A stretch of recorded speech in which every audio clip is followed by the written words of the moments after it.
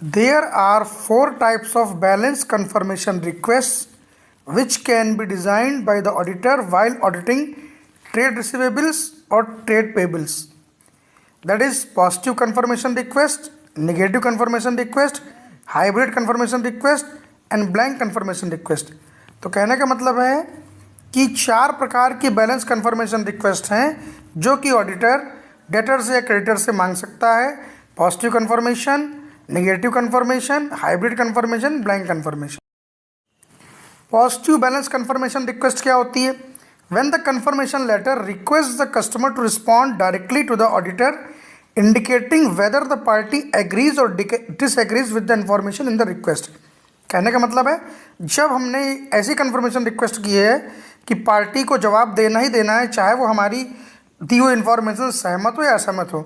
Example के लिए माना कि ऑडिटर ने पूछा है राम एंड कंपनी के डेटर से कि वो कंफर्म करे कि उनका अकाउंट बैलेंस 5 लाख रुपए है कि नहीं।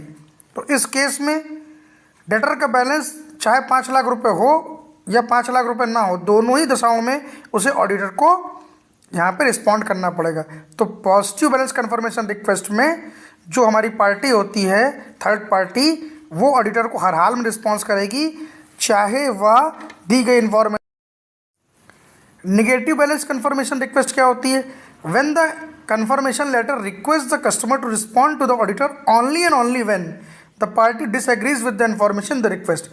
कहने का मतलब है कि थर्ड पार्टी को केवल तभी जवाब देना है जब वह दी गई सूचना से असहमत हो। मतलब कि केवल तभी जवाब देगी जब पार्टी असहमत हो कि भैया जो आपने हमसे बैलेंस पूछा है वो हमारा बैलेंस नहीं है। अगर है तो जवाब देने की कोई जरूरत नहीं। For example, auditor of Ram and company request the debtor to confirm the account balance of ₹6 lakh. In this case, debtor has to respond to the auditor only and only when his account balance is not ₹6 lakh.